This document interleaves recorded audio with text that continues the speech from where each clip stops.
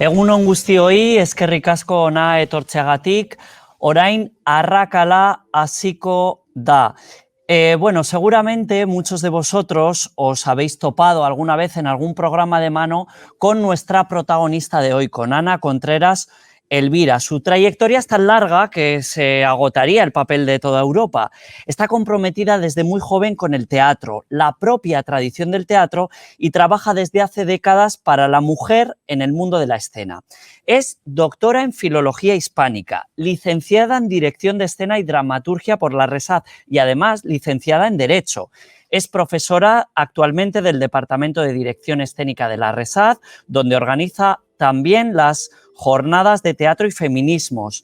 Es miembro fundadora del Grupo de Investigación de Feminismos y Estudios de Género y compagina su labor docente y de directora de escena con la investigación teatral y el activismo en defensa de la educación pública. Sus líneas preferentes de investigación se centran en la relación entre lo teatral y lo político, el teatro contemporáneo y el teatro del siglo XVIII español.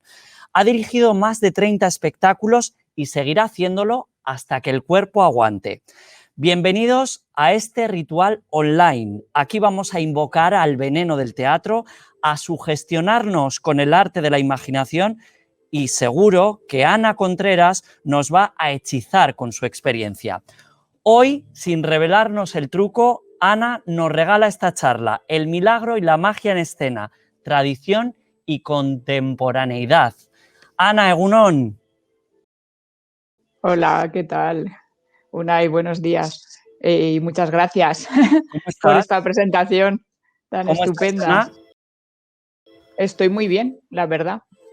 Estoy feliz de Bueno, pues estar cuando preparada. quieras Sí. comenzamos esta charla que lleva por título, como digo, El milagro y la magia en escena, tradición y contemporaneidad.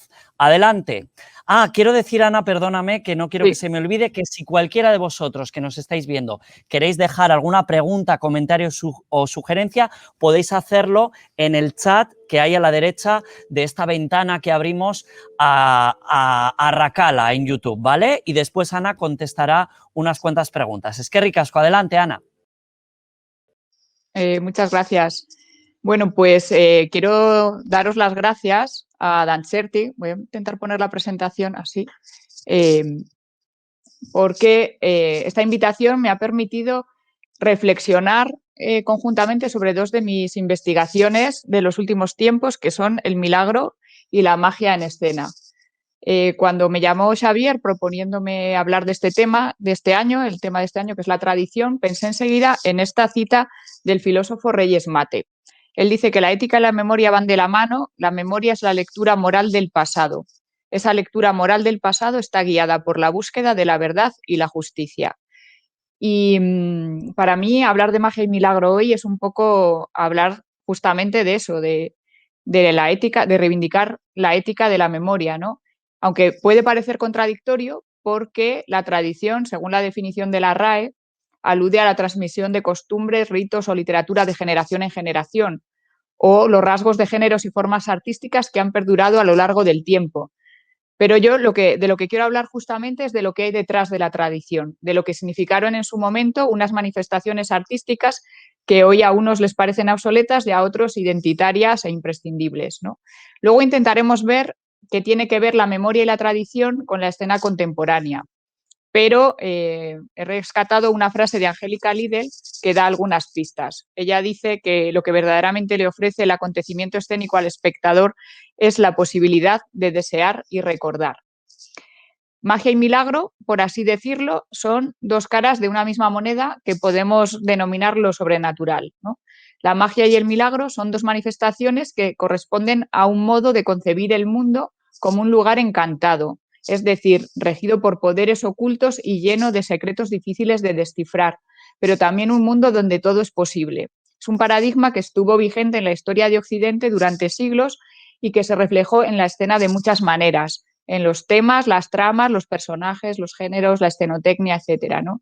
En esta charla de hoy lo que haremos es un recorrido por el teatro popular de magia y el de temática sacra desde una perspectiva contemporánea prestando atención a su conexión con conceptos propios de las artes vivas y del teatro postdramático y centrándonos en el potencial de la tradición para reencantar el mundo. En concreto, nos vamos a detener en dos momentos poco conocidos de la historia del teatro peninsular y europeo. De hecho, en dos épocas del teatro y de la historia en general que han sido menospreciadas, ocultadas y silenciadas. Estos momentos pues, son precisamente el siglo XV-XVI, el final de la Edad Media, inicios del Renacimiento, y vamos a ver las prácticas artísticas de mujeres místicas y el género de la comedia de magia del siglo XVIII. Claro, seguramente lo que la mayoría de los que me estáis escuchando hoy conocéis de estos momentos históricos es muy distinto, ¿no? Lo que más sabemos es la caza de brujas y del siglo XVIII el teatro neoclásico. Claro, la caza de brujas, que es un genocidio acaecido entre los siglos XV y XVII, en el que miles de personas, principalmente mujeres, fueron ejecutadas por practicar la brujería. El texto teatral paradigmático de esta época y que hemos estudiado todas en el colegio es justo La Celestina de Fernando de Rojas, que sabéis que trata de una bruja prostituta que invoca al demonio para conseguir que Melibea se entregue carnalmente a Calisto. Y en cuanto al teatro del siglo XVIII, lo que en realidad hemos estudiado es el teatro neoclásico. Y el texto paradigmático es justamente El sí de las niñas de Moratín, que en realidad es una adaptación francesa y que además se estrenó en 1805, o sea, en el siglo XIX. Esta obra trata, como sabéis, de la educación de las mujeres y su propósito ilustrado es reforzar el amor institucionalizado, el matrimonio, que es el apoyo de la transmisión de la herencia y de toda la estructura social, política y cultural que sirve de base a la sociedad burguesa que vivimos hoy. Es decir, que aunque nos suelen enseñar que esta obra supuso una base en la libertad de las mujeres, fue más bien al contrario. En el siglo XVIII hay un gran debate público sobre la igualdad de las mujeres salen de casa, se pasean, van a las botillerías, a las diversiones públicas, estudian, leen, impulsan tertulias, también cambian los usos amorosos y, por ejemplo, hay una disminución de matrimonios y de la maternidad. Las mujeres tienen amantes y crecen las separaciones hasta el punto que el ministro Cabarrús pensó establecer una ley del divorcio ya en el siglo XVIII. El teatro de esta época y en concreto la comedia de magia reflejan esta realidad, mientras que el irracionalismo ilustrado, que lo llama la filósofa Cinta Canterla, lo que hizo fue encerrar de nuevo a las mujeres en casa. Ambos periodos de la historia del teatro, como digo, han sido ocultados y menospreciados por distintos motivos, pero lo que me interesa es poner en evidencia lo que tienen en común. Uno, de un lado, el papel igualitario y protagonista de las mujeres, tanto en la creación teatral como en la caracterización escénica de los personajes femeninos. Y esto, pues bueno, lo tengo que reivindicar esta semana, que ha sido el 8M, que en Madrid pues no lo hemos celebrado. Dos, también el carácter subversivo que tienen la mística y la magia en su relación con la historia de la humanidad o la historia de las ideas. María Tabullo dice que la discusión acerca de la mística y de la ortodoxia tiene un alcance mayor del que a menudo se le reconoce. En ella está en juego una visión del mundo y del ser humano pleno de dignidad y libertad, o por el contrario, negado y sometido. Y la historia se repite casi siempre idéntica, primero el proceso de persecución, después la estrategia del olvido.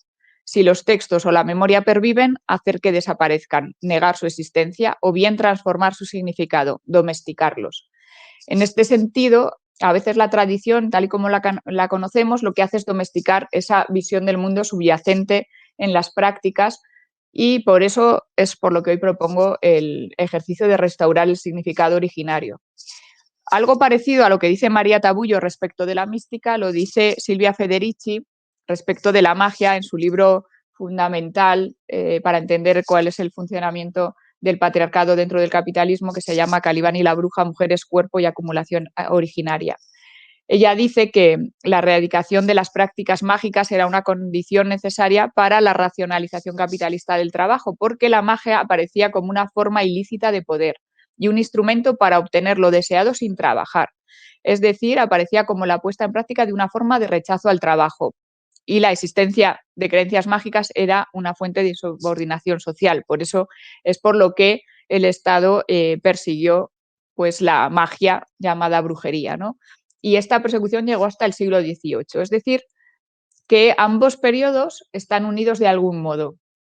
La demonización de la magia justo se inicia en el siglo XV y XVI, que es en el momento en que las místicas y las místicas tienen un gran protagonismo en todos los ámbitos de la vida pública y el arte en Europa. O sea que justo cuando las místicas tienen este poder, este papel predominante, se aparece la descripción en el imaginario colectivo de la bruja, ¿no? Y lo que se hace es perseguir hasta el siglo XVIII, justo en el momento en que surge, en ese momento surge este género teatral que tiene como tema la magia y como protagonistas a magos y a magas. Vamos a entrar ya un poco en lo que es este teatro o esta teatralidad de las santas vivas, ¿no? Las santas vivas es un término, una terminología acuñada por Gabriela Zarri, una investigadora italiana, para describir un modelo de santidad femenina operante en el norte de Italia a mediados del siglo XV y hasta mediados del XVI. Se trata de mujeres cuya santidad fue reconocida en vida, que vivieron en entornos ciudadanos y tuvieron gran influencia en la corte, además promovieron la reforma monástica. Practicaban el ayuno extremo y la penitencia, tuvieron éxtasis y carismas, como por ejemplo visiones, estigmas, dones de lenguas o de profecía. En realidad, este modelo de santidad se empieza a desarrollar ya en el siglo XIII y además se encuentra en toda Europa. Está relacionado con el auge de la mística y con la aparición de los movimientos pauperísticos. Estos son movimientos que defendían la pobreza frente al incipiente capitalismo, ¿no? Y conllevaron una feminización del cristianismo y el protagonismo del ser humano individual en su relación personal con Dios sin intermediarios. En este sentido, pues Francisco de Asís, que fue el representante más importante de los movimientos pauperísticos, instaura una fraternidad universal sin distinción de sexo o estrato social, huye siempre de aparecer en el papel de la autoritas paterna y se representa a sí mismo con imágenes femeninas o como madre, porque remiten a los valores simbólicos del cuidado, etcétera, ¿no? Esta vía franciscana en Italia pues fue seguida por mujeres como las que aquí os estoy mostrando, Clara de Asís, Humiliana de Cherqui, Margarita de Cortona, Ángela de Foligno, etcétera, y muchas otras, vamos. Y en Centro Europa este modelo lo encarnan las beguinas. Pues algunas de las escritoras beguinas más importantes o conocidas son Jadevig de Amberes, Beatriz de Nazaret, Matilde de Magdeburgo o Margarita Porete, pero hay muchísimas más, claro. Lo que estas místicas del fin de la Edad Media hacen es interpretar y reescribir los pasajes bíblicos a partir de su propia experiencia, identificándose con María y feminizando la figura de Cristo, o sea que hacen como un ejercicio de mitocrítica, ¿no? Hasta el punto de que Guillermo de Milán en el siglo XIII ya anuncia que va a llegar una iglesia con dirección femenina. Todo este contexto confiere una legitimación carismática a las palabras de las mujeres y su don profético será apoyado, como he comentado, por príncipes y reyes. El modelo de todas ellas es Catalina de Siena. Todas estas santas vivas, o la mayoría, escriben. Para ellas, la escritura es una forma de difundir su mensaje y la autoría es una forma de reivindicar su autoridad, aunque muchas veces su escritura es comunitaria, escriben entre varias, o es literatura oral pronunciada en éxtasis y recogida por escribas. En el territorio peninsular, pues también se da este fenómeno y encontramos numerosas santas vivas, ¿no? Yo estoy colaborando en este proyecto de investigación I+D, que es Catálogo de Santas Vivas 1400-1550, hacia un corpus completo de un modelo hagiográfico femenino, que dirige Rebeca San Martín y que está editando las biografías, las vidas, como se llama este género literario autobiográfico, de al menos 26 santas vivas españolas por ahora, ¿no? Algunas de ellas, bueno, se las conoce como las madres de Santa Teresa, porque son las que estaban escribiendo antes de Santa Teresa. Algunas, os he puesto aquí sus nombres, son María de Ajofrín, María de Santo Domingo, Juana de la Cruz, María de Toledo, etcétera. Si entráis en el catálogo de Santas Vivas online, podéis ver fragmentos y toda la investigación que estamos desarrollando. Yo me he centrado en concreto en el estudio de Sor Juana de la Cruz, que fue una mística de esta época, 1481-1534, y lo que estoy haciendo es un proyecto de investigación performativa de su vida y sus obras. Juana fue una beata franciscana. Las beatas beata era el nombre que recibían las beguinas en la península. No tenía la connotación este término que tiene ahora, ¿no? Eran beatas porque vivían en beaterios, que eran casas de mujeres, se iban a vivir juntas libremente, tenían unas aspiraciones espirituales, pero no se sujetaban a ninguna regla preestablecida. Ellas se autogobernaban y además vivían de su trabajo. Bueno, pues Juana de la Cruz fue una de estas beatas, después monja, fue nombrada párroco, fue abadesa, teóloga, santa viva, mística, visionaria, consejera real, escritora, dramaturga y directora de escena, aunque hoy sus obras son prácticamente desconocidas. Como Juana era seguidora de San Francisco, vamos a ver que el teatro tuvo gran importancia en la tradición franciscana. De hecho, es que en la Navidad de 1223, San Francisco estaba en un pueblo de Italia llamado Greccio y organizó una representación de un Belén viviente, porque según él dijo, deseo celebrar la memoria del niño que nació en Belén y quiero contemplar de alguna manera con mis ojos lo que sufrió en su invalidez de niño, cómo fue reclinado en el pesebre y cómo fue colocado sobre heno entre el buey y el asno. Y aquí os digo, recordad lo que acabamos de leer de Angélica Lidl de el teatro como lugar donde cumplir los deseos y recordar, ¿no? Pues llegada la noche, el santo, lo que nos cuentan sus biógrafos es que el santo y otros eremitas y las gentes de Greccio fueron en procesión con antorchas al lugar donde se iba a representar la celebración nocturna, a cielo abierto, junto a una gruta, como un auténtico site específico. El capuchino Leonard Lehmann, que se apellida exactamente igual que el Lehmann que ha escrito Teatro Postdramático, ha hecho un análisis de la dimensión teatral de esta celebración desde un punto de vista teológico, ¿no?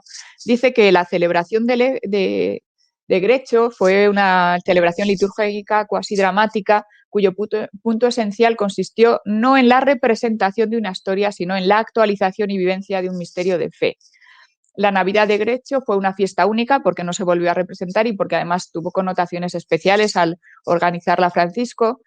Y aunque está dentro de la tradición medieval de las representaciones de los misterios del tiempo navideño, que ya empezaba a haber algunos por aquella época, presenta también rasgos singulares e inimitables, porque toda su celebración litúrgica, cuasi dramática, está impregnada de la experiencia y transmisión de la fe de Francisco, tan personal, global y sensibles. Bueno, este análisis, que es un análisis teológico, apunta algunas de las cuestiones candentes en el debate artístico contemporáneo y traza un vínculo entre la teatralidad medieval y en concreto la franciscana con las prácticas más vanguardistas, o así me lo parece, ¿no? El episodio de Greccio puede englobarse en lo que Ileana Dieguez denomina teatralidades liminales, que son prácticas llevadas a cabo por ciudadanos escenificando imaginarios y deseos colectivos en los espacios públicos. Una zona compleja donde se cruzan la vida y el arte, la condición ética y la creación estética, la presencia y la representación. Efectivamente, esta representación fue una situación umbral o liminal, que es lo que estudia Ileana Dieguez. Dice que fue preparada la celebración por todo el pueblo, es decir, todos los habitantes participaron en igualdad, creando una convivio, una comunitas. Además, el más pobre de todos, o el más humilde, es el que ofició la liturgia, dándose una inversión en las jerarquías. Se trató de un acontecimiento único y tuvo efectos más allá de la representación porque al parecer algunos recuperaron la fe. Por lo tanto, vemos el potencial político de la celebración, pero también la crisis entre la oposición, representación, presentación y el resto de oposiciones que conllevan. La separación entre arte y vida, entre simulación verdad o ilusión realidad, ¿no? Para Francisco, como para tantas y tantos de nuestros artistas contemporáneos, no hay diferencia entre arte y vida. Él se presenta en escena no como un representante, sino como un performer que ofrece su presencia y su ética. Me gusta mucho este cuadro de Giotto, que es la Navidad de San Francisco en Greccio, porque puede verse la condición teatral de la escena, ¿no? Hay en el detalle este de la cruz que veis aquí arriba, con sus listonajes, pues vemos el artificio de la escenografía. Bueno, pues como seguramente por estas pulsiones artísticas del fundador, el franciscanismo siempre se acercó al teatro. De hecho, Ángela de Foligno se refiere en su libro de la experiencia a un par de representaciones a las que asiste y a la impresión que le causaron. La primera es una representación de la Pasión de Cristo en la Plaza de Santa María, que ella dice que cuando la vio, lo cual debería haber sido para mí causa de llanto, alcancé tal alegría que milagrosamente fui raptada y delimitada, de forma que perdí el habla y caí al suelo, y después de empezar a sentir a Dios de esta manera inenarrable. Y tuve que alejarme un poco de las personas y lo conseguí por una milagrosa gracia, y caí en el suelo y perdí el habla y el control de los miembros. Y entonces me parecía que el alma entraba dentro del costado de Cristo. Y no era tristeza lo que sentí, sino tanta alegría que no lo puedo narrar. De nuevo, vemos una experiencia teatral que es una experiencia umbral, real y transformadora. Vamos ya a conocer un poco más del trabajo de Sor Juana de la Cruz, Juana Vázquez Gutiérrez, que nació el 3 de mayo de 1481 en Azaña, Toledo. Su vida está repleta de acontecimientos milagrosos. Por ejemplo, cuenta que ya en el seno materno Cristo le cambió de sexo y por ese y otros detalles, pues hay algunos investigadores franciscanos que le dan el apelativo de Santa Queer, como Kevin Elphick.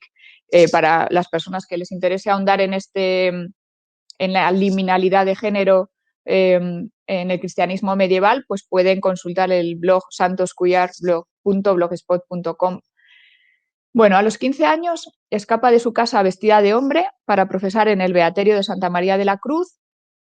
Luego, en 1504, empieza a tener éxtasis y raptos. En 1507 empieza a predicar siempre en éxtasis, además lo hará durante 13 años, y empieza a tener estigmas. Su fama crece y se convierte en consejera del gran capitán de Cisneros y del emperador Carlos V, entre otros. Pero fijémonos que es la consejera entonces de los hombres que en ese momento ostentan el poder militar, religioso y político en el momento, ¿no?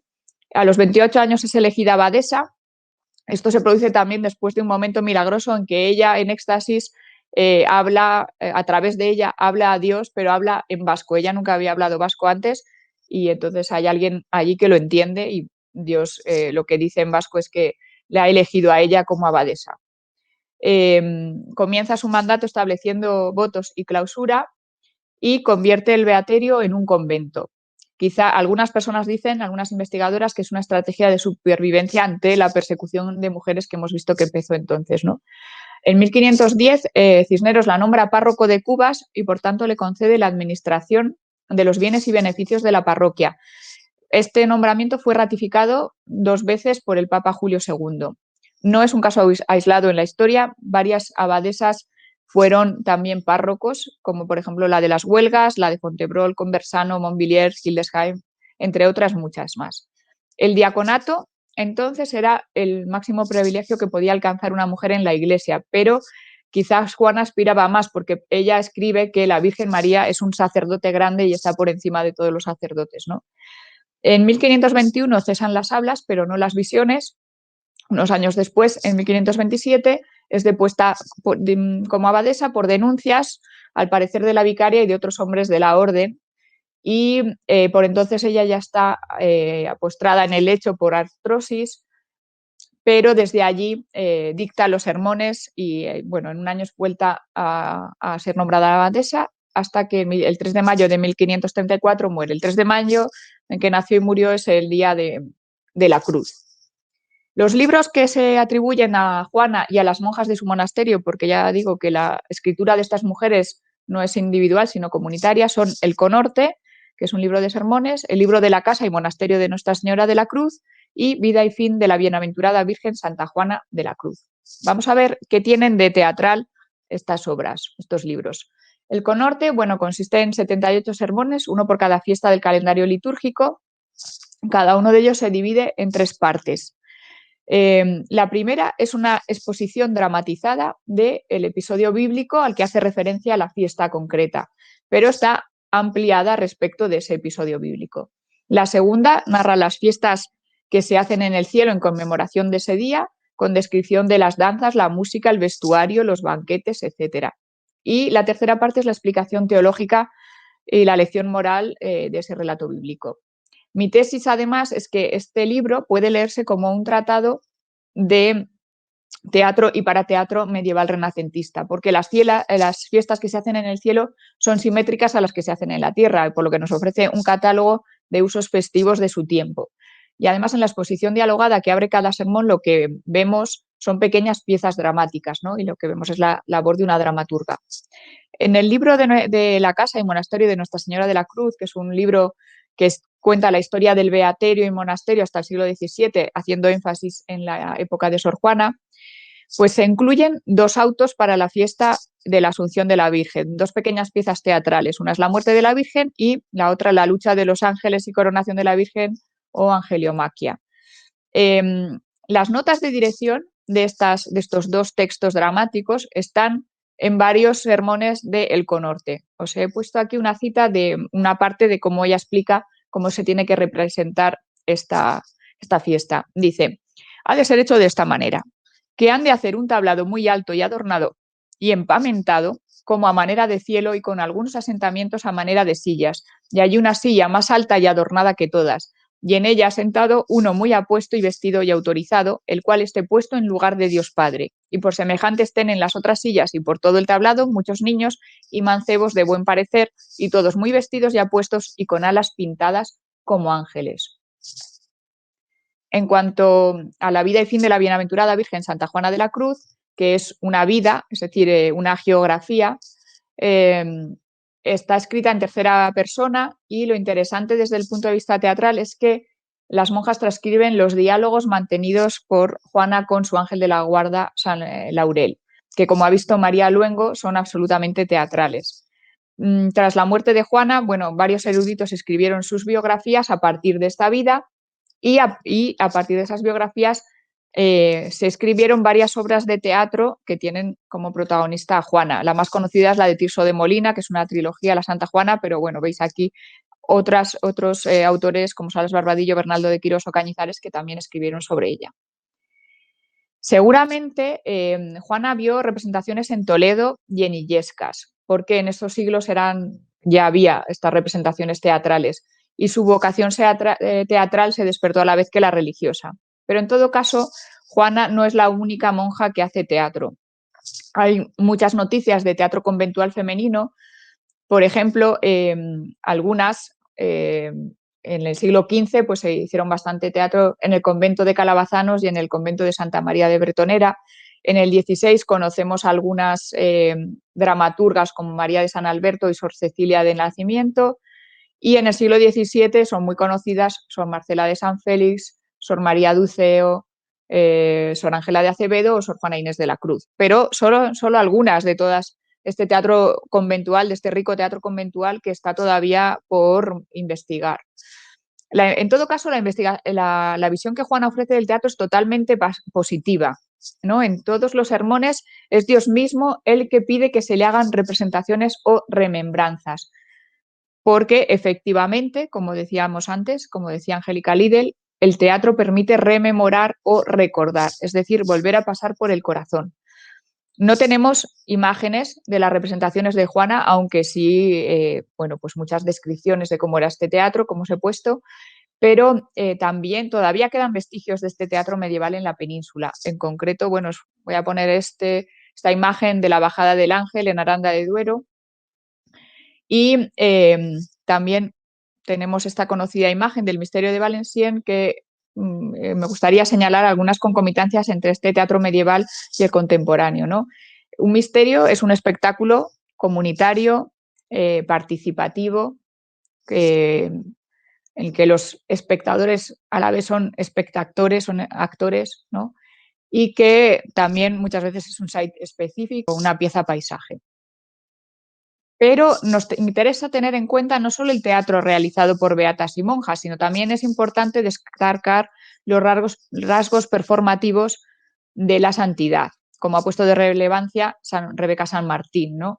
Frente a la teatralidad del poder masculino que se representa, podemos afirmar que la santidad femenina se presenta, porque las monjas tienen visiones que describen como si fueran representaciones teatrales en las que ellas están actuando como espectadoras y a la vez como performers, ¿no?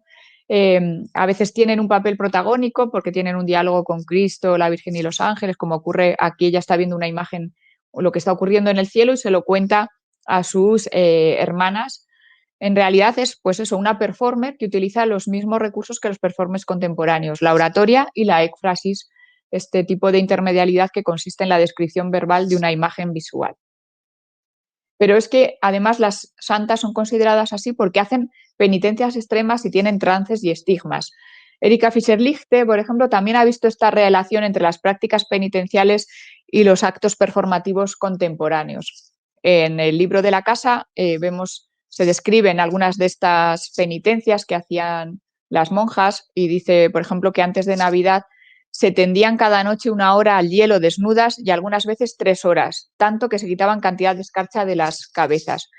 Y eso mismo es lo que hace Marina Abramovic en esta conocida pieza Lips of Thomas, que se tumba en una cruz de hielo hasta que el público no puede soportarlo más y le saca de ahí, ¿no? Pero Angélica Lidl tampoco ha negado nunca esta relación con las místicas y tenemos también el caso, bueno, de Sasha Valls, por ejemplo, aquí en la consagración de la primavera, ella trabajó la corporalidad del éxtasis también. En mi caso, bueno, hice este proyecto de investigación performativa sobre Juana de la Cruz, trabajé la relación entre el teatro predramático y postdramático, siguiendo estas líneas de trabajo, pero en concreto me interesó mucho trabajar las descripciones de la estigmatización y ponerlas en relación con las prácticas corporales contemporáneas. Juana de la Cruz en un momento dice: parece que todos los miembros de mi cuerpo están llenos de unos rayos resplandecientes como alambre muy delgado, impalpables, que no puedo comprender de qué especie sean, pero descienden y me ligan de tal modo que no me dejan ir donde quiero, sino donde me ponen. Y estos rayos que me tienen asida desde el espíritu hasta el cuerpo son signo y figura de que aunque estoy donde Dios quiere ponerme, no está mi alma arrancada del cuerpo. Por eso no gozo de la libertad de los bienaventurados.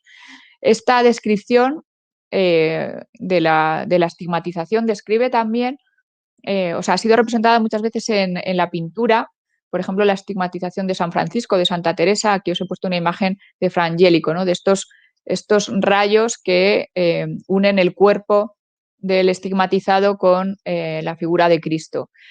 Y me parece que tienen muchísima relación con esta performance, por ejemplo, de Begoña Grande, que se llama Volar sin alas.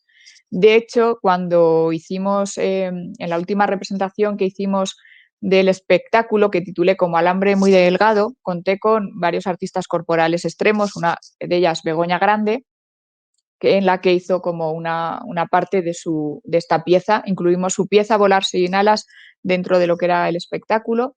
Y también hicimos un abrazo místico con suspensiones corporales ejecutadas por Jaime Oms, el Fakir Testa, y por Laura Polo.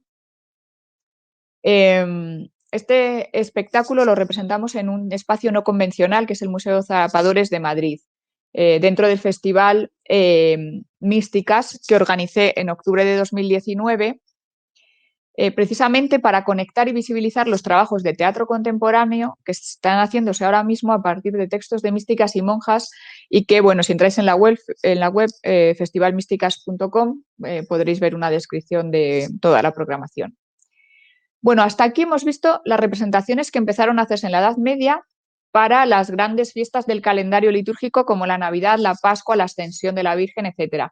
Pero es que en este calendario había también una fiesta que no era religiosa y que tenía un significado muy importante en la vida de las personas, que era el carnaval. Pues en el siglo XVIII surge un género teatral para representarse en los teatros justo en las fiestas de carnaval. Y este género es la comedia de magia, que es lo que yo estudié en mi tesis doctoral y del que he publicado este libro, Asombros y Encantos. En realidad, yo en un principio quise hacer mi tesis sobre la teatralidad del conorte de Sor Juana, pero no pareció suficientemente interesante en aquel momento, así que me centré en la comedia de magia y ahora, gracias a esta charla, he podido conectar ambos mundos, ¿no?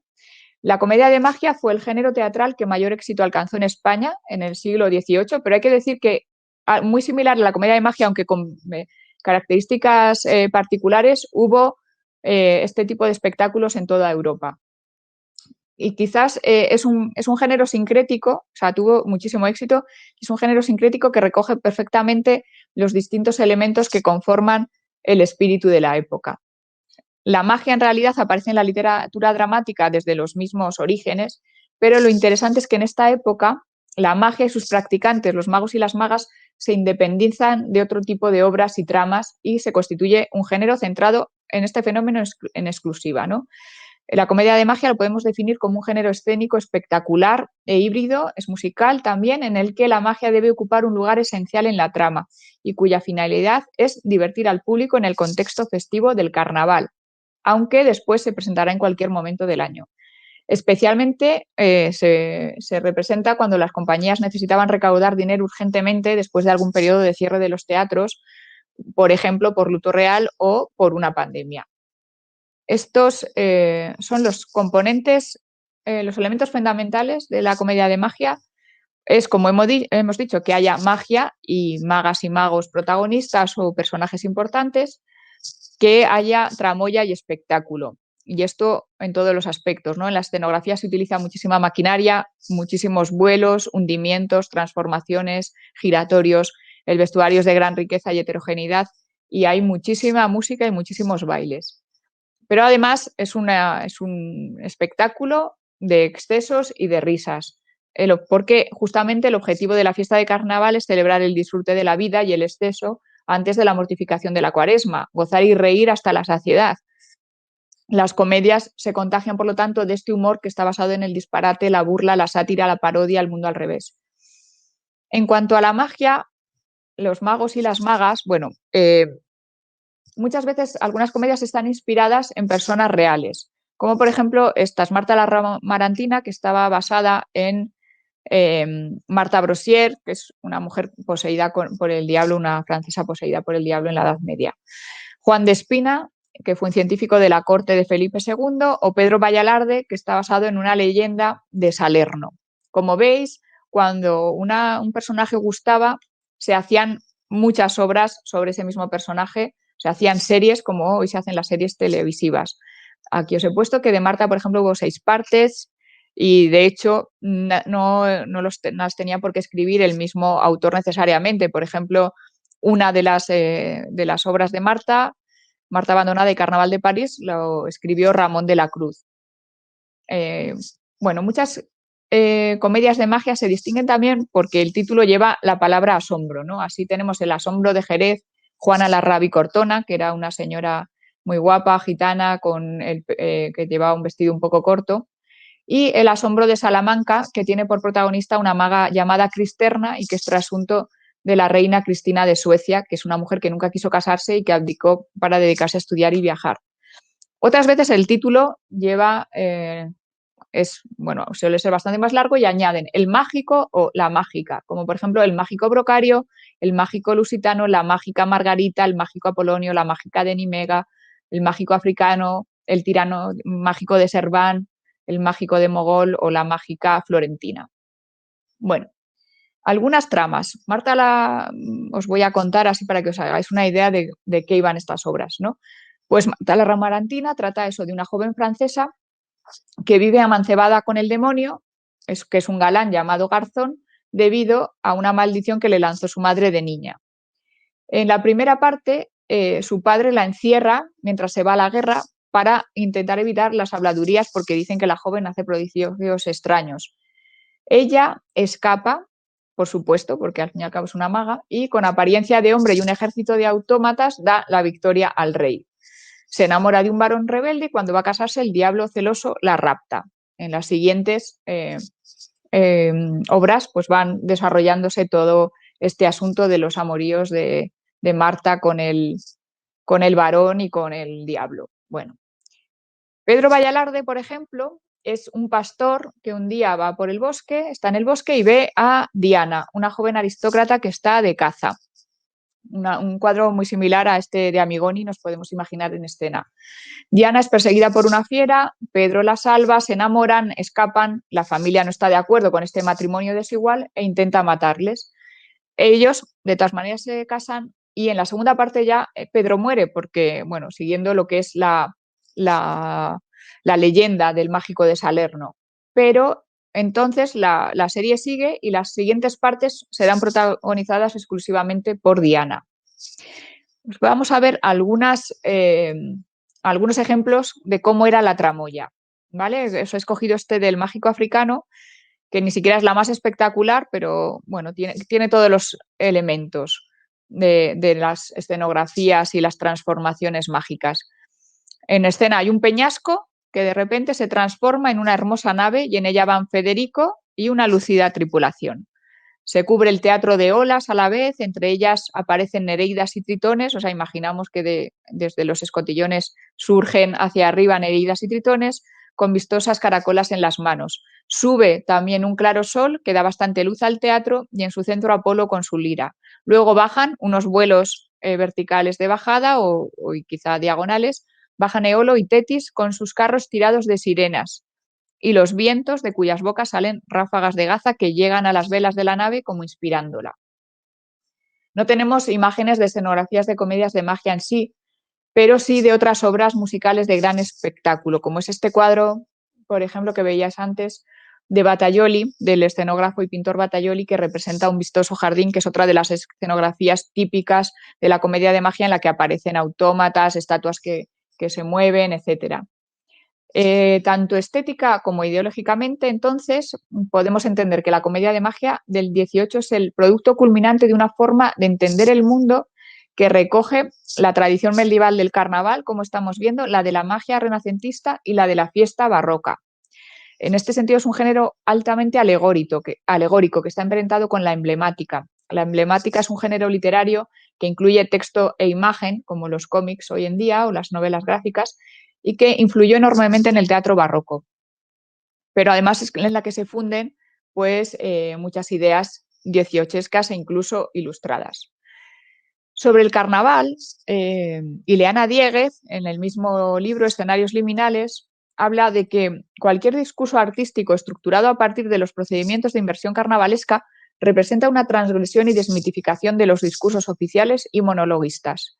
Los discursos carnavalescos parodian convenciones, invierten cánones, hacen subir a escena las voces de los márgenes, la cultura de la plaza pública, la risa liberadora, el cuerpo abierto y desbordado. Cualquier imagen asociada a las estructuraciones carnavalescas refleja el gran espectáculo del mundo al revés. De allí que lo carnavalesco pueda llegar a ser contestatario, disociador de convenciones, desestabilizador incluso en su dimensión teórica. Efectivamente, el carnaval nos presenta el mundo al revés. Y digo presenta con toda la intención porque hasta el siglo XVIII el carnaval no era una representación, sino que durante esos días el mundo funcionaba exactamente según esas leyes del carnaval y se daba una inversión total, una inversión del mundo humano y animal, como vemos en este documento del siglo XVI.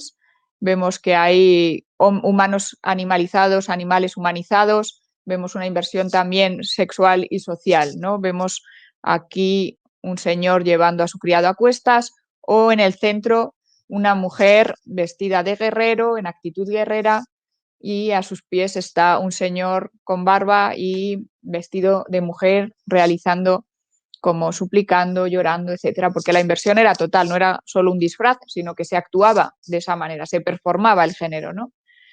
Vamos a ver un ejemplo, por ejemplo, en el Mágico de Salerno, en la cuarta parte, hay una escenografía que hay 7 pelícanos que son 7 devanaderas, es decir, 7 giratorios, que dan la vuelta y se ve un copiosísimo ejército en guisa de pelea, de esta forma. Está el respaldo pintado de banderas, hombres, tambores, picas y otros trofeos militares, a manera de ejército. Delante de las devanaderas, sobre repisas que salgan fuera, están hombres de cartón de cuerpo entero, armados unos detrás de otros. Vemos que el ejército se consigue pintándolo, ¿no? Pero en la del medio estará Diana, la protagonista, vestida de hombre, con espada en mano y bastón de general. Bueno, todas las tramas de la comedia de magia tienen 2 únicos mitos subyacentes, o más bien, esto es algo que yo defiendo, ¿no? Que podemos reducir todas las tramas a 2 mitos, que son el mito de Fausto y el de Diana. El primero representa el deseo de saber. Los magos y magas de la comedia de magia, como los magos renacentistas, son científicos que quieren conocer y dominar las leyes del universo. De hecho, debemos recordar que parte de la ciencia moderna viene de los descubrimientos, o se lo debemos a los descubrimientos de estos magos renacentistas. Por ejemplo, Kepler no solo era astrónomo, sino que era un astrólogo, hacía cartas astrales. Newton, padre de la ciencia moderna, en realidad era un alquimista Y John Dee, que fue tachado de espiritista y brujo, era también un matemático. El de Diana, por otro lado, es el mito de la mujer libre e independiente que se niega al matrimonio.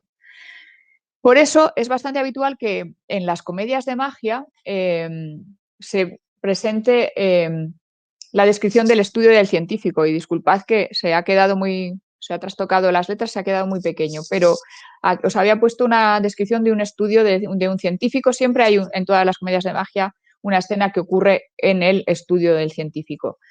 En este caso es el de Juan de Espina, que fue este mago científico renacentista conocido por sus asombrosos autómatas y que aquí se describe cómo aparecen los autómatas como figuras recortadas que se moverán por un canal en el suelo.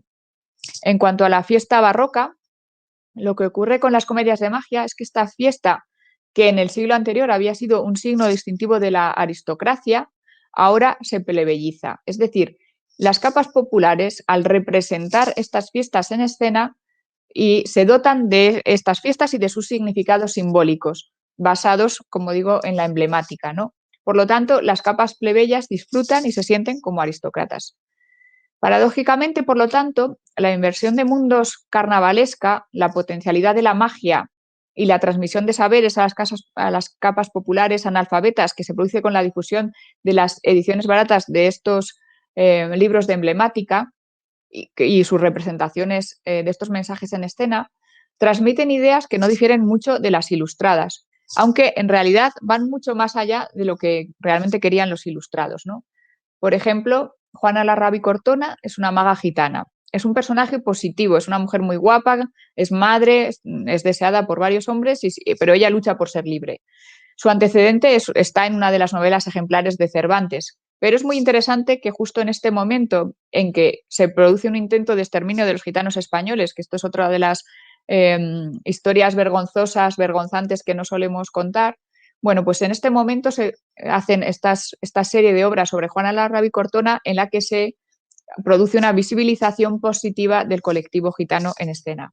Igualmente pasa con el Mágico de Astracán, en el que se muestra una sociedad negra que es mucho más civilizada, como se dice literalmente en la obra, que otra sociedad que es trasunto de la sociedad española del momento. En la comedia de magia, por lo tanto, y como he apuntado, hay una reivindicación implícita de la igualdad de género, pero también de la igualdad de clase y que tuvo consecuencias en el mundo real. Me estoy refiriendo al motín contra Esquilache. Este es un cuadro atribuido a Goya. Se nos suele contar de otro modo, pero en realidad fue una revuelta que duró un año en toda la península y que los Borbones y los estadistas interpretaron años más tarde como un anticipo de la Revolución Francesa.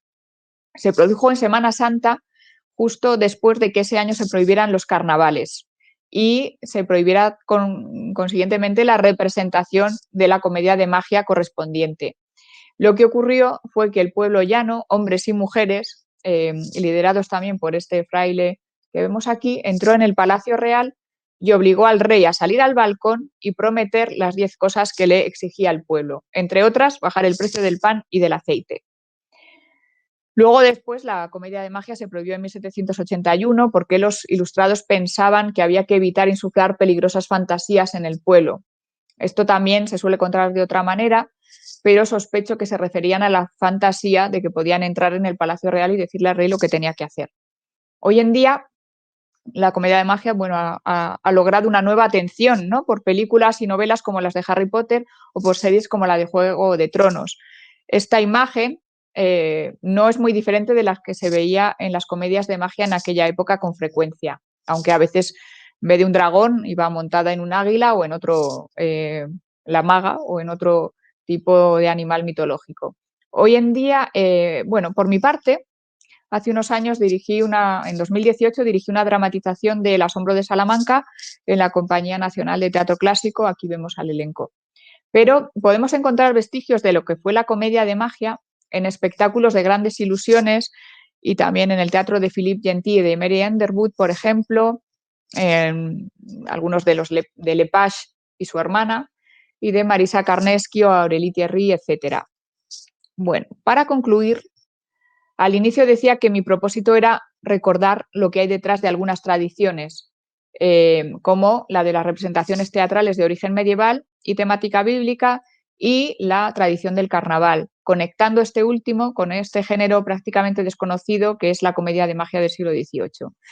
Como decía, ambas tradiciones tienen un carácter feminista y subversivo. En lo temático no solo hablan de lo sobrenatural, sino que tienden a la autorreferencialidad, o sea, a la autoficción. Y en lo escénico juegan con multiplicidad de recursos. La tramoya, por ejemplo, que hace los efectos mágicos, también sirve para hacer la trampa sagrada, que es como se llama a los efectos ilusionistas para producir milagros. Igualmente, se utiliza la oratoria, la apelación al público, pero también numerosos recursos vocales y corporales más que emocionales. En el caso del trabajo de las místicas, de la performatividad de la santidad, pues utilizan efectos vocales, no solo es que hablen en distintas lenguas, sino que ponen distintas voces y utilizan las artes corporales extremas. En la comedia de magia se utiliza la acrobacia, el baile y el canto. Planteaba también que estas manifestaciones sobrenaturales en la escena conectan con la necesidad de reencantar el mundo en la vida cotidiana. El desencantamiento del mundo nos ha llevado, como apuntan artistas y filósofos y filósofas, a una falta de sentido, a una falta de humanismo y sospecho que también a esta crisis ecológica que padecemos. En todo caso, al menos parece necesario un recantamiento de la escena. Eso es lo que dice Bonnie Marranca, ¿no? Pero además dice que la historia nos ha enseñado que cada nueva visión del arte reconfigura la vida humana en el mundo natural. El director ruso Anatoly Vasiliev, por ejemplo, dice que todo el sistema de Stanislavski y el realismo está basado en una concepción del ser humano como un ser enfermo y patologizado. Y él lo que se propone hacer con su teatro es un teatro donde el ser humano se conciba como un ser de alegría y de luz. Eusebio Calonge, que es el dramaturgo de La Zaranda, expone en su libro de teoría teatral Orientaciones en el desierto también algunas cuestiones que nos parecen como trascendentes, ¿no? Dice, esta conciencia de no ser dueños de la vida nos descubre una verticalidad que nos sobrepasa y a la que nos sentimos ligados, sacralidad y como tal inefable lo que nunca podrá llegar a decirse aunque incansablemente busquemos cómo decirlo. Esto es lo que da a la sustancia del arte su cualidad de infinito. De estos intentos de desentrañar la realidad, de esta elevación fugaz hacia la verticalidad, se acabará entreviendo una realidad superior que se retendrá con palabras e imágenes, con cantos, con ritos. Pues algo muy similar a lo que dice Eusebio Calonge, dice la que acabo de aludir, Bonnie Marranca, académica Bonnie Marranca, en su libro Ecologías del Teatro de 1995. Ella planteaba entonces, lo que me atrae ahora es esta búsqueda valiente de las y los artistas, su lucha interna con la fe, el proceso y los valores, o la dimensión espiritual del arte como un ámbito de pensamiento absoluto y primacía de la visión.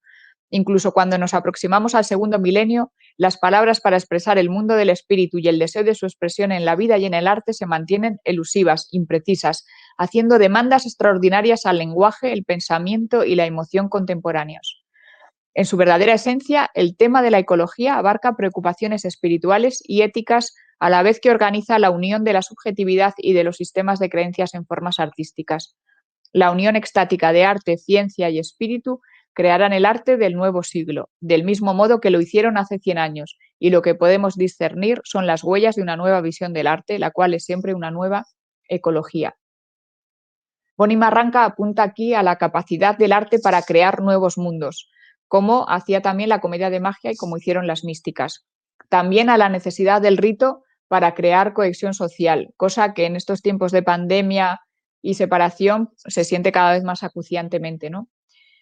Pero Marranca también va más allá y propone que el teatro del nuevo milenio, de este siglo XXI en el que ya estamos, surgirá de la reintegración de las partes escindidas del ser humano.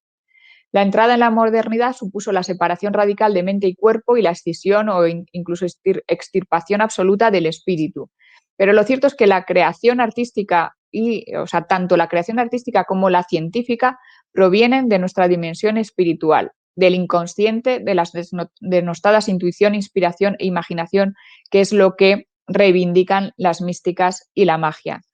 El teatro es la disciplina que requiere y pone constantemente en juego nuestra fe. Y no me refiero a una fe religiosa, sino a la fe en los proyectos que emprendemos o la fe en la ficción que creamos sobre el escenario.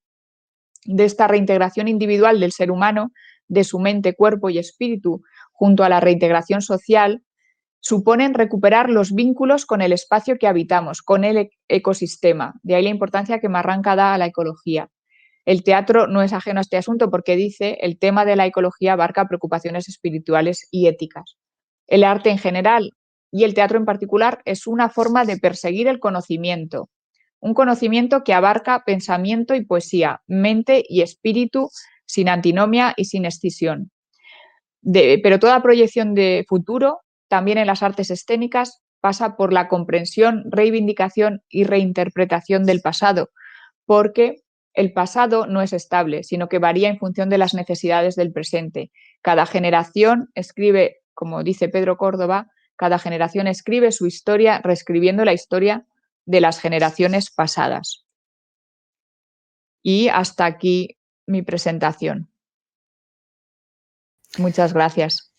Ana, es que ricasco, muchísimas gracias. La verdad que ha sido una delicia escucharte porque es un género que quizá muchos no conocemos y que está lleno de curiosidades. Entonces ha sido abrir una puerta a un mundo mágico, por supuesto, y saber que, y bueno, ver que sabes tanto sobre el tema y que esta investigación es imparable. Ana, yo quisiera romper el hielo antes de escuchar o de leer las preguntas que los espectadores, la gente que nos está viendo, tiene para ti.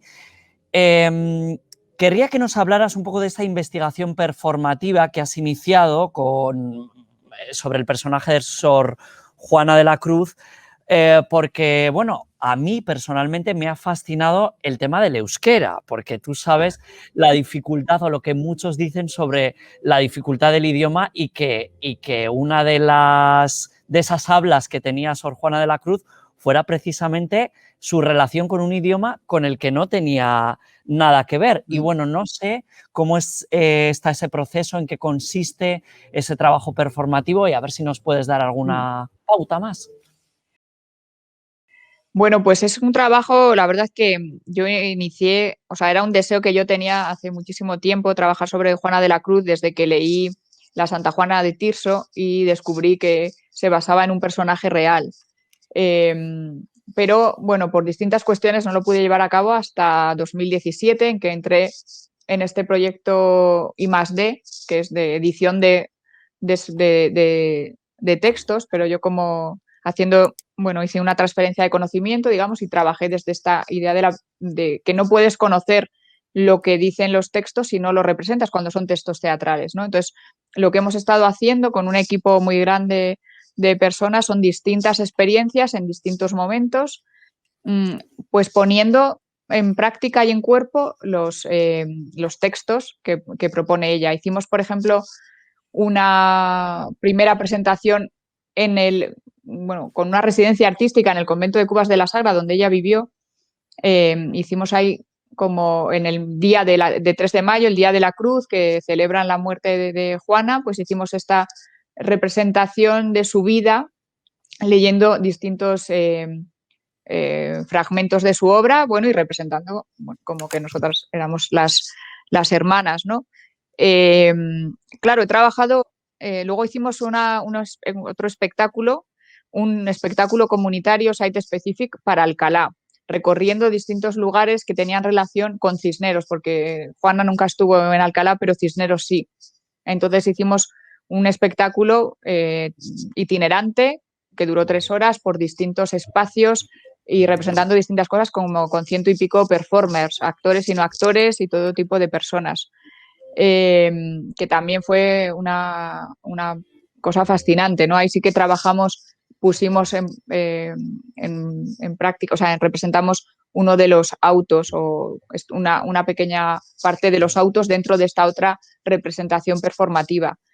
Y después hemos hecho muchos otros momentos, o sea, cada representación es única. Siempre que la hacemos en un lugar, pensamos en ese contexto y hacemos adecuado para ese contexto, pues como hacía Juana, pensando en qué fiesta vas a celebrar ahí o qué ocasión especial vas a celebrar, ¿no? Y hasta llegar a la última, que fue esta como Alambre muy delgado, en que ya hicimos un espectáculo sí, multiespacial, un itinerario, un recorrido y en el que aparecían por fin las artes corporales extremas, que era algo que yo quería evidenciar. Pero vamos, que la verdad es que es una investigación fascinante. Podéis encontrar parte en algunas imágenes de algunos de los espectáculos y también vídeos en YouTube y en la página del proyecto I+D, que se llama visionarias.es, para no extenderme Ajá. más, porque me podría tirar hablando de eso muchísimo tiempo. Visionarias.es.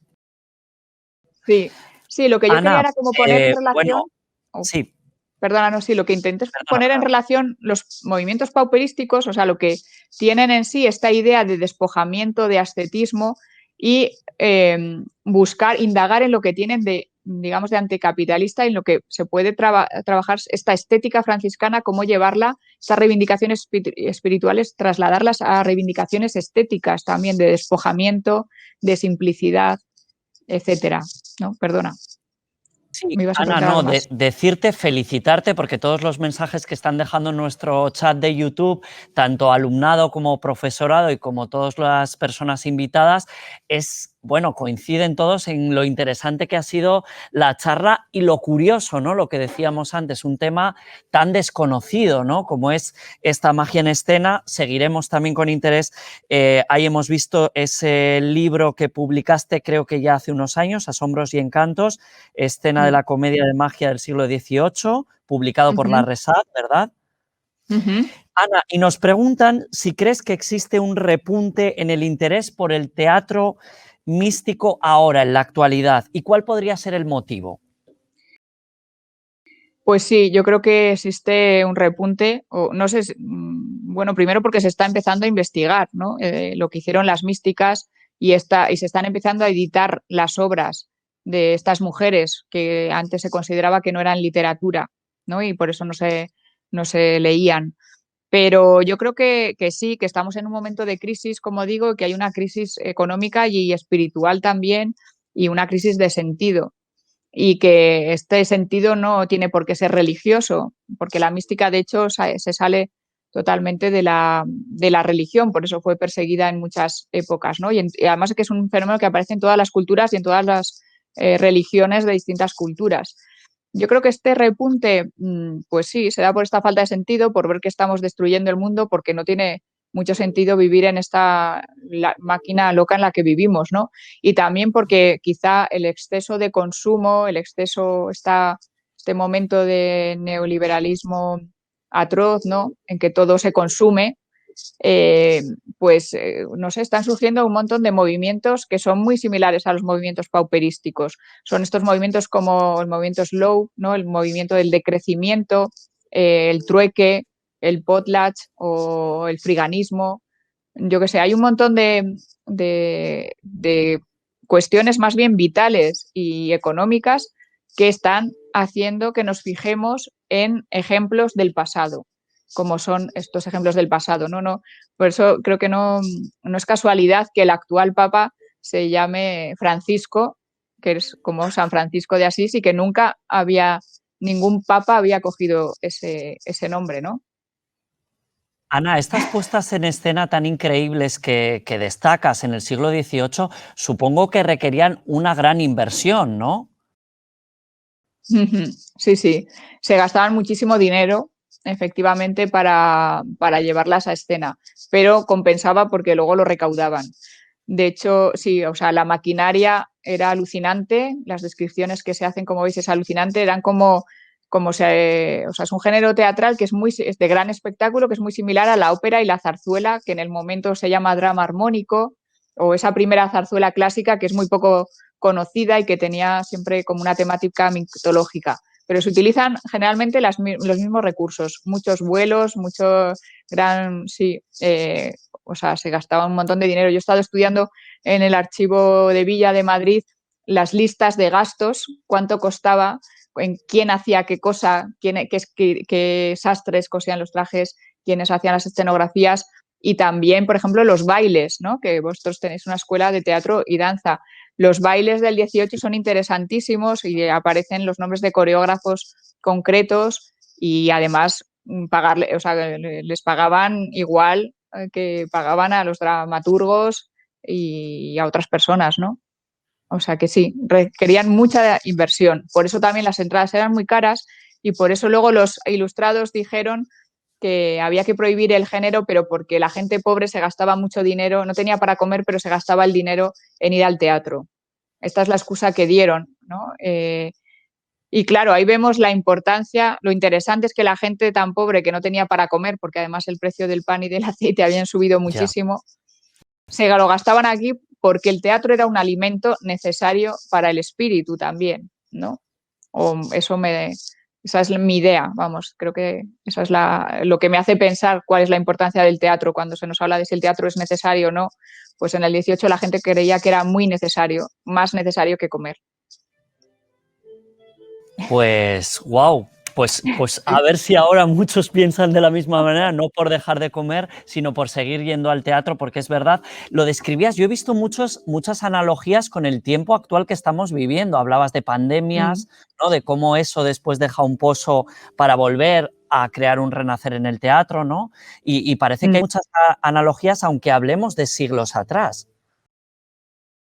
Claro, es que nos parece siempre que todo es nuevo y que todo acaba aparecido por primera vez en la vida, ¿no? En que nosotros vivimos por primera vez cosas que no han ocurrido nunca y en realidad todas estas cosas que vivimos han pasado antes. Lo interesante de escarbar un poco en la historia es descubrir qué ha pasado antes y qué es lo que hicieron nuestros antepasados, bueno, para intentar aprender un poco de esa experiencia anterior, pero sí, ha habido pandemias en la época de Shakespeare también, en todas las épocas y en el siglo XVIII también. Hubo sus pestes y sus momentos de enfermedad y que hubo que cerrar los teatros. Ana, nos comenta Sí. una espectadora que, con hilo a esta crisis espiritual y citando de nuevo a Angélica Lidl en una entrevista del País, recuperando esa cita del País, decía Angélica Lidl: para mí trabajar no es producir, trabajar es consagrarse, es hacer del suicidio una fiesta. Mm, efectivamente, sí. Por eso os digo que Angélica Lidl sí que está, o sea, su trabajo está muy, muy influido por el de las místicas y ella, de hecho, hay alguna tesis que habla sobre su trabajo como ella hace un trabajo cristológico, ¿no?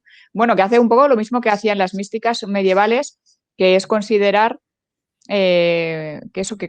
feminizaban la figura de Cristo, pensaban que Cristo era como una figura femenina y todos estos ayunos, toda esta penitencias externas, lo que tendían era a imitar lo que se llamaba la imitatio Christi, ¿no? A imitar a Cristo, convertirse en ese cuerpo de Cristo que es andrógino y luego en el interior pues también, claro, y hablan siempre de esta consagración. Sí, sí, totalmente. Tienes Ana, razón, Sara. volviendo a coger el término recordare, del latín Mm. volver a pasar por el corazón, seguro que te recordaremos durante mucho tiempo por esta charla que de verdad nos ha parecido a todos muy, pero que muy, muy interesante. Así que seguiremos muy de cerca todo este tema. Para mí personalmente ha sido un placer volver a verte 15 años después, que estamos igual, ¿no? No Sí, hemos envejecido, ¿no?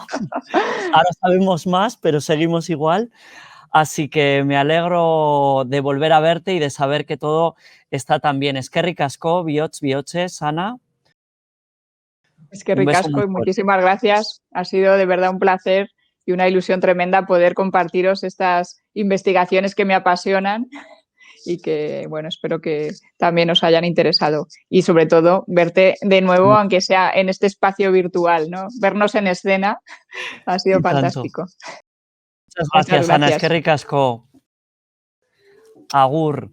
Bueno, eta gero, 3:00 maila ingurua izango dugu, hemen dantzertin, hemen YouTubeen bidez, Euskal Dantza tradizio garaikidea izenburupean. Oier Arazola, Pantxika Telleria, Patxi Laborda eta Aiert Beobide izango ditugu hemen dantzertin. Ez galdu, Josu Garatek zuzenduko du arratsaldeko hitzaldia. Gero arte, eskerrik asko, bihotz bihotzez, zuei han egoteagatik.